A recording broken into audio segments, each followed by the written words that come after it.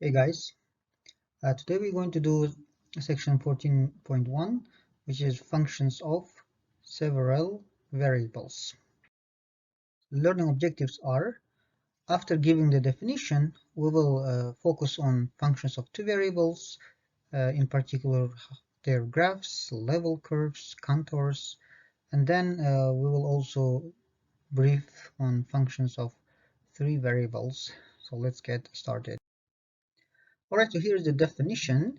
Suppose D is a set of n tuples of real numbers, so x1, x2, so on and so forth, xn. What is this? So you might think of this as sort of n-dimensional coordinates, or you can think of them as the set of n-dimensional vectors. It's completely up to you. But then a real valued function f on this domain consisting of n tuples is nothing but a rule that assigns a unique real number w. Okay, so w is equal to f of x1, x2, dot dot dot xn, right, to each element in D. And the D in this case is called the domain. The set of all w's satisfying this rule, we call it the range. And often w is called a dependent variable. The xi's are called independent variables. You may also call xi's input variables and the w the output variable. Basically, the function is something that takes n different values or numbers, and then it produces one single output. So that's called the real valued function of several variables, right? So for example, here you can see a picture of xy plane. So my D, the domain D, consists of xy coordinates, right? A, B, xy, and so on and so forth, right? If you pick any dot on this domain, it is represented by 2 points, right? X-axis and y-axis. And then for every point you pick here, it takes you to another real line, z-axis, okay? So this xy, for example, goes to f of xy, ab goes to f of ab, and so on and so forth. To be more precise, for example, I can take my f of xy to be just a sum, right? So for example, if my x and y are 2 and 5, then this function produces a 7, right? So it takes two components, points 2, 5, and produces 7, right? So but we usually don't think 2 and 5 as two separate points. Instead, you might think of as a coordinate 2, 5, or you might consider it as a two-dimensional vector 2, 5, right? So that's the function of several variable. Alright, so some examples. Let's say that the function defined to be as z equal to square root of y minus x squared.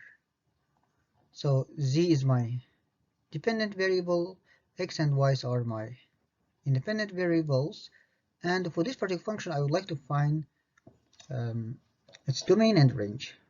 Well, we know that the square root cannot be negative, hence y minus x squared must be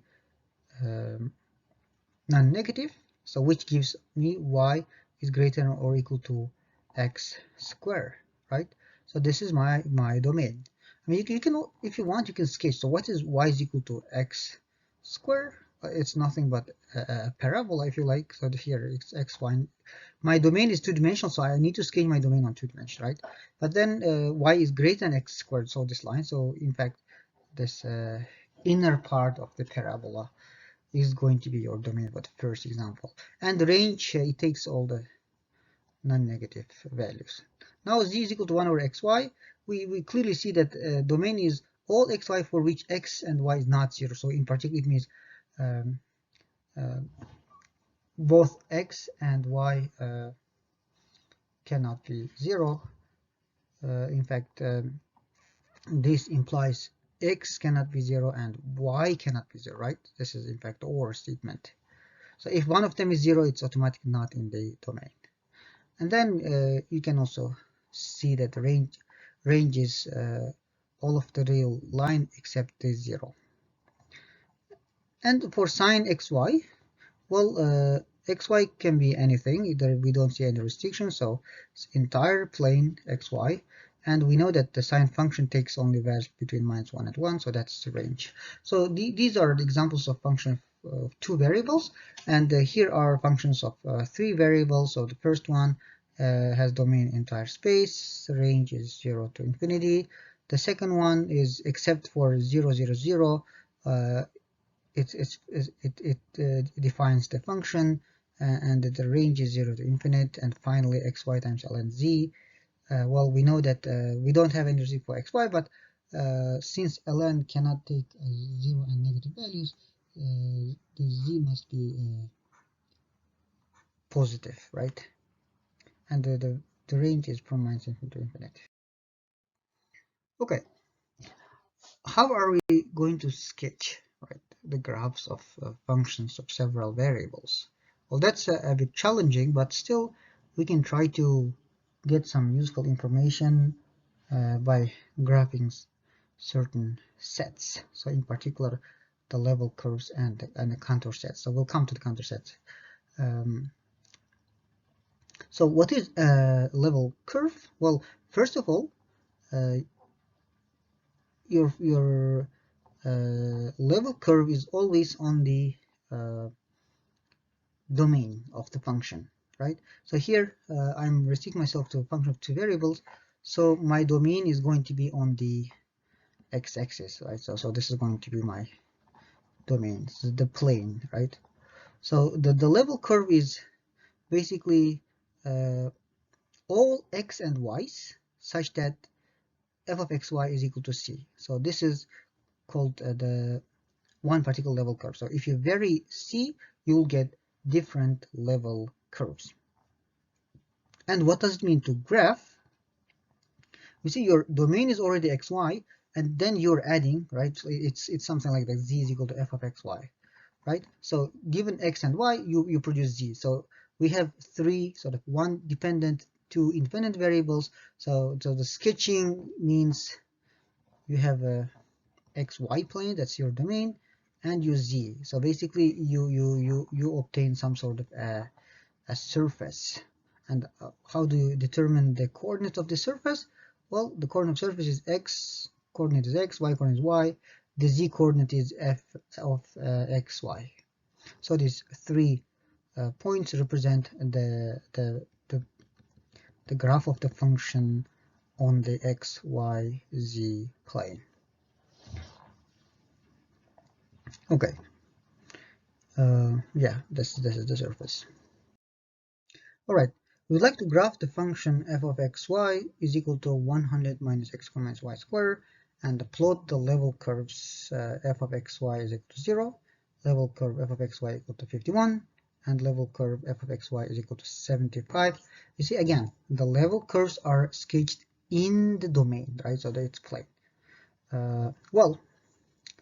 Let's, for example, what is this level curve? So for which, so level curve means you're asking the question for which xy you get f of xy is equal to 0, right? Well, what is f of xy? Here it is. It's 100 minus x squared minus y squared equal to 0, right? What does that give? Well, it gives x squared plus y squared is equal to 100, or it's 10 squared. So what is it? Well, on the xy plane, this would be a circle of radius 10, right? A circle of radius 10. So that's the level curve, f of xy equal to 0.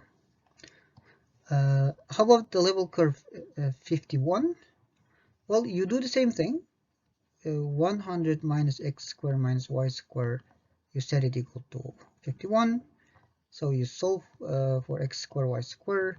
This gives us 49, which is 7 square. So this is gives us the circle of radius 7, right? So something like this, 7.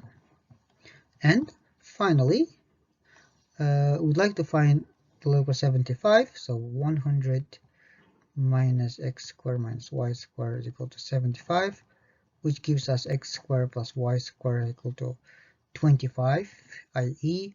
5 squared. So this is another circle of radius 5. Okay.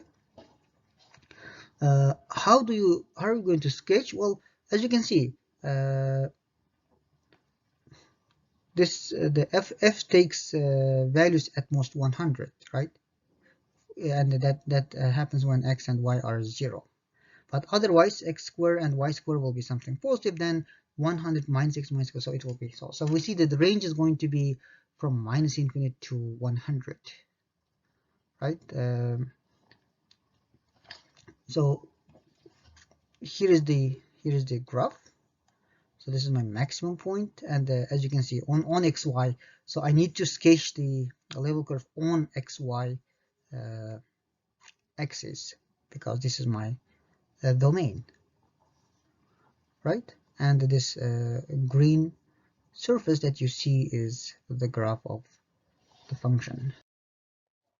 Okay, what is the contour curve?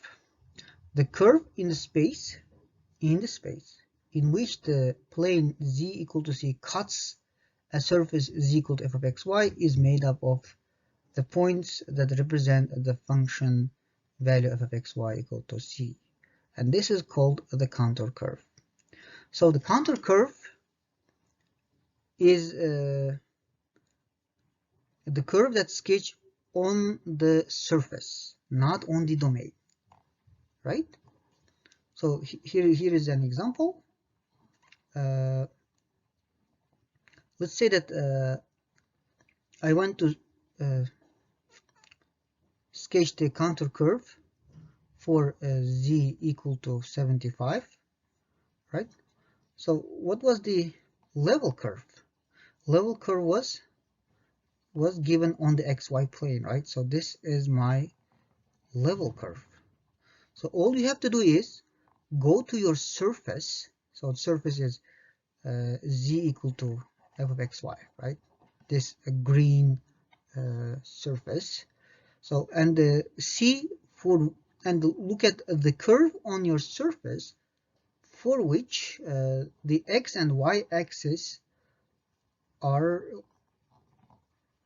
given by this red level curve. So if you go up,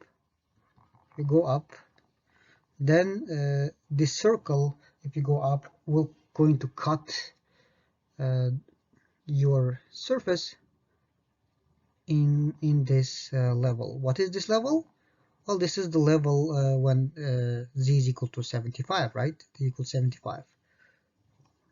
So let's do with blue. So this blue one is the contour curve. Okay, so the contour curves are similar to level curves, but they are sketched on the surface. Or if you like, if you project the contour curve on your domain, right? If you go ahead and project on your domain this contour curve, then you will get the level curve.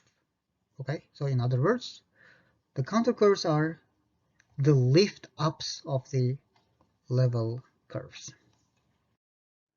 So for the functions of two variables, if you want to sketch as we tried in the previous slides, you get z equal to f of xy, so you get sort of three variables, and we can kind of visualize three-dimensional things.